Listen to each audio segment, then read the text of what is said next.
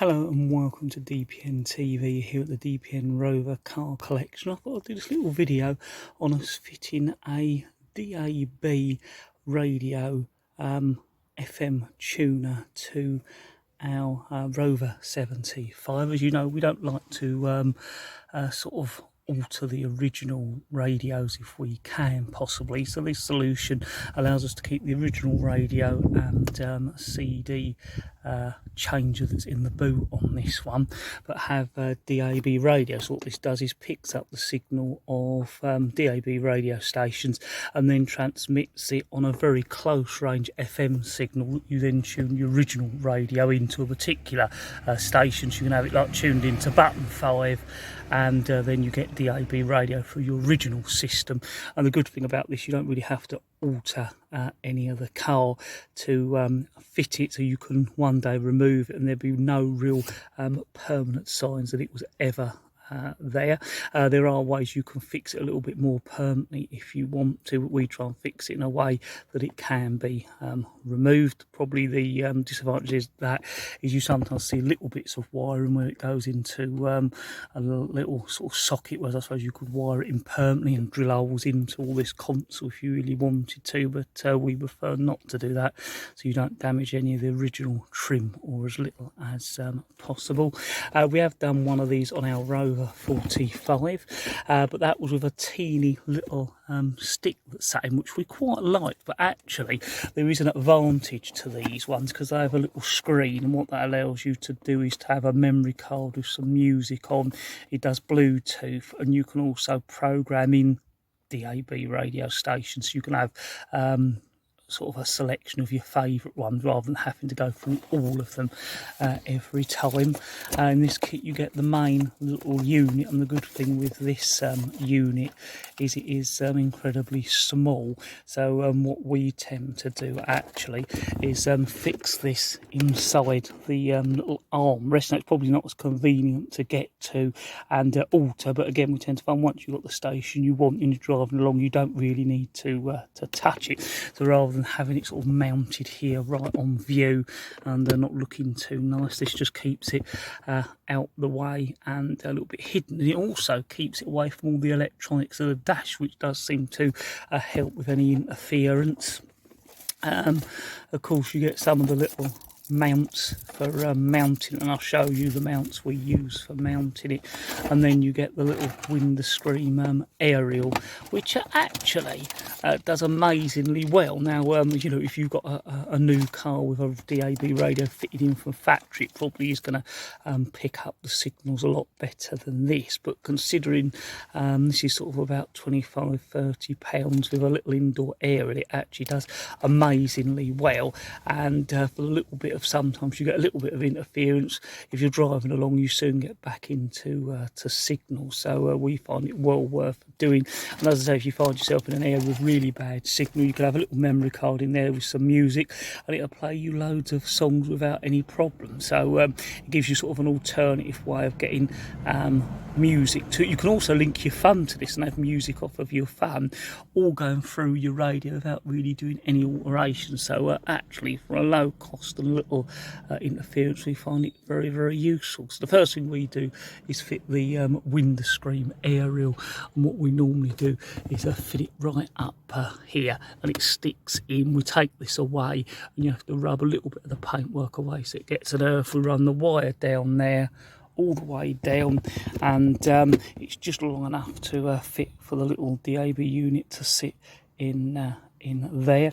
It's USB powered, which is good, so we can run it off of our own USB supply, but you do get one that comes with it. We normally leave that in the car as an extra little unit, and find they work far better. They work far better when they're off like one of these units that you've bought. But if that's all you've got running, then you can just plug it straight into the cigarette lights. So the first thing we're going to do is fit the radio aerial. So it's a case of getting this down. Of course we've got a cloth here so we don't damage any of our dashboard, but we often leave a cloth there anyway so the sun doesn't damage the dashboard during the summer months. So Right, so the first thing I normally do is take this rubber down. If it's a bit of a job to get out, the first thing to do is to use a plastic trim tool and tease it along there, and we get it down to about there for now. Then it's a case of pulling this out. Normally, if you get your hands up here and just give it a little tug, that normally pulls it out. Then the only difficult bit is to get it out from this window bit here. Once you've got it out from there, you should then be able to get it right out. So it's going to take me 2 hands to get this out, so we'll just do that. Oh yeah, 2 hands, and it pulls away, and then what you've got is these little plastic clips along, and they go into those metal clips there, and you can kind of remove those metal clips and put them back on the plastic. But normally if you line it up, you can slot it back. In here you've got our little wire that goes to the dash cam. You've got some original wiring, and we try and fit the aerial wire down there and add this here, so they're not running too close to each other. And we also need to put a little bit of sanded metal away for the earth, so we're just going to position the radio so the aerial comes up and along here, and then we'll wipe the window screen and get it fitted. Right, so here is the DAB aerial. You've got the amplifier bit here, the wire, the aerial itself that goes on the window screen, and this little bit that must get an earth from the car. And that's the biggest mistake I think people do when they fit these aerials, is they don't stick this bit onto the body of the car and rub a little bit of the paint back. As you can see, it comes with plenty of lead to get it all the way around to where we need it to, and it is just a case of getting it positioned right, so that if we swap hands here, so that basically the aerial is not going to hit the top of the window screen. That's going to touch onto some of the metal pillar, but there's enough gap there so that when you put your trim panel down, it's not going to catch this, so you don't really want it going any closer to the sort of black on the window screen than that. So what we're going to do is clean the window up with a little bit of panel wipe, rub a little bit of paintwork away there once we've got this positioned, and that will get it all into place. And of course it comes with a sticky back bit here, and actually they always worry me, sticky back stuff on windows, but we've had one up probably a couple of years now and it's not come down, so they do seem to stick fairly well on the window screen once they're there, and they don't look too obtrusive. Probably if you know what you're looking for, you'll spot them, but you're probably not going to straight away see them either. So let's get that window screen cleaned and get this aerial fitted up.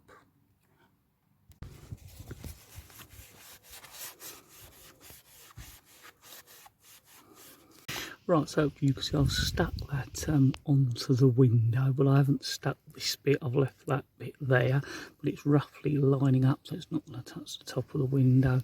And we can see that this bit here is going to be able to touch the metal of the body, but there's a good enough gap here that our trim piece will fit back on with no problem. So all we've got to do now is get this bit of the aerial stuck up nicely there, and also we'll rub that down to get a little bit of bare metal for that to stick as well. So that's the little bit of aerial wire stuck on nicely, and just rubbing it on with a little bit of cloth to make sure it really sticks well.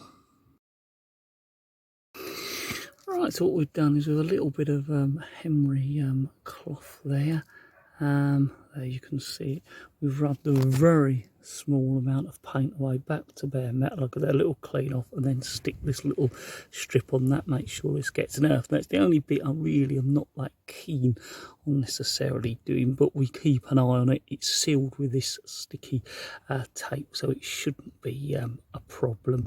And if you ever remove this, you could just patch that in with a little bit of paint and it would be completely sealed again. So we just get that cleaned off and this little strip stuck in.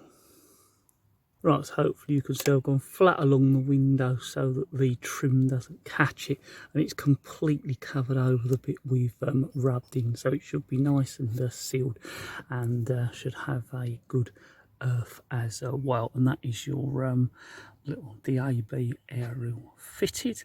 Hopefully if you ever had to buy a new unit, the aerial should fit this kind of unit as well, and then it'll be a case of running the cable down here. Down this side here we remove that trim, and then we go underneath where the fuse box is and take it along the bottom there, which hopefully we'll show you. But now I'm going to get on with running this wire down the pillar. And what we also want to do is put a little bit of duct tape over there just to make sure this cannot come away, because as far as I know, it's important this gets a really good earth to improve your DAB signal. Right, so hopefully you can see they've put a little bit of duct tape just to make sure that comes off to look a little bit neater, and then this wire comes all the way down, gets sandwiched in with this wire and down in with this wire. Down there we've got the sill out, and then it comes down with the camera wire all the way down the sill there, and then it goes under the fuse holder tray, which we've got to remove. So we'll just get all this trim back now, and the aerial is in place. We're just putting this trim back first because then it's easier to get this back. What you can do is look down the side there and line those little plastic bits up with the little metal bits all the way down, checking you're not trapping any wires, and then just tap it back. Just a little tap in there to get that all back in. Now it's going to be a case of getting this rubber trim all the way back, and then everything's looking nice and neat again. And hopefully you can see the aerial does look pretty neat in there, and doesn't sort of intrude too much into vision or the look at things. It looks fairly neat, hopefully. So again, it's just a case of getting this trim all pushed in and manipulated all the way down so it lines up with the other trim down there, and that is it all back. Now it's a case of running the wire under the fuse bit and bringing it all the way around to in here, and what we'll do then is remove this so we can bring the wires up through, and they come out through these little hinge holes here and here, and it's just that little screw there and the little screw there to remove this out, so you can do that. Right, so we come down now and under the glove box, hopefully you can see we've got the wires along here, and then it's going to run along here under there with the camera wire, and this is the fuse box flap under the glove box, and it's got these two little twisty things that you put a little coin or something flat under, twist them round and drop this down. So what we do is neatly tie this along here and hook this wire back up as well. That's our camera wire, and once that's done, then it can come along under here. You go with the trim to under the carpet and up through there. So we've got on with that bit now.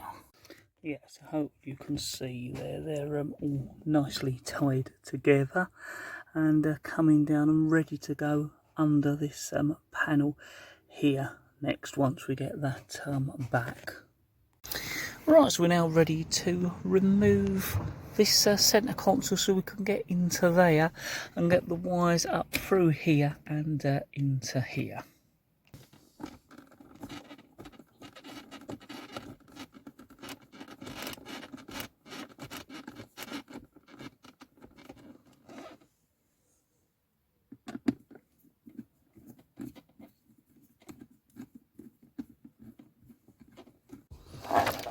I'm just a little wiggling about to get that out. I'll just put that down there out the way where it's safe, and that lets us gain access to this void, and we should be able to pull the wires up through the carpet there, sort of bringing them under there through the carpet and up into there through the hinges, and then we'll be able to have the unit down in that little sort of cubby hole under the armrest there.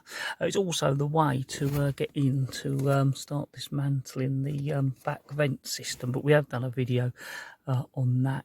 If you'd like to have a look at that, it might be worth a little look. But yeah, it's giving you a view into that void there. All you've got to make sure is none of the wires can get near your handbrake, because you don't want it to affect that, or for the handbrake to chop the wire, especially the aerial one. Right, so hopefully you can see there, we've got the wires going up through the console. There's like almost a little hole there, so you can pull them through or fish them through with a piece of wire, and they come up here. So we've got the mains wire, USB wire, and your aerial wire, and they just come up along the side of the carpet there, and you just make sure the handbrake can't catch them, which we will do by just tucking them down into that bit of carpet there, and then they come up through and into the console. You may find you need a USB extension lead to do it.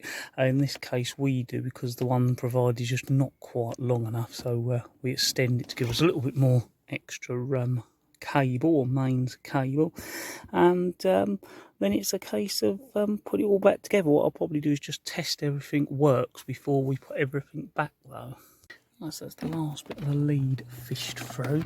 What we'll do now is make sure it can't get caught up with the handbrake, and tie any access wire up next.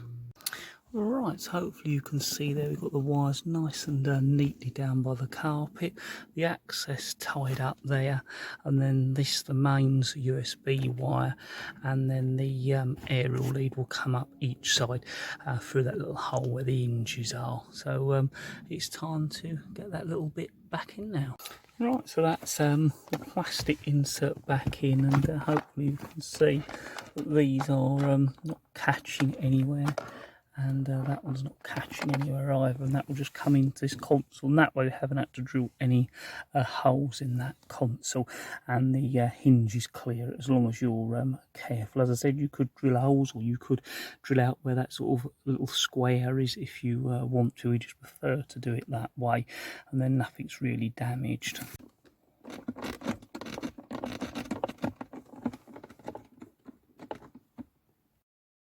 Right, so now it's time to put the little sticky pad with the magnet bit that holds onto the device. That just gives it a little bit of stability, and then the good thing with it being a magnet is that you can move that about within reason on this, and it should fit in nicely. So we're going to stick that on next.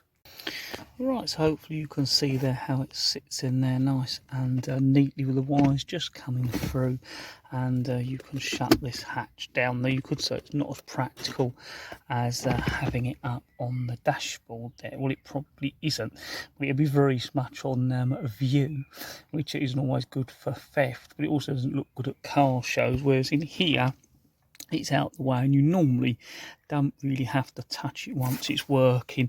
And if you do, because it's on a magnet thing, I can bring it round, sit here and control it, and then just put it back on its little magnet tray and shut the little lid, and it'll just work away, feeding the radio with its DAB signal. So yeah, I hope that's been of interest to you. Fitted a little DAB module that sends out an FM signal of that DAB to your original radio, allowing you to have DAB without changing the original radio in the car, and without really drilling any holes or altering anything that, if you want to remove it, can't be put back. As always, thank you very much for watching, and don't forget to check out our other videos.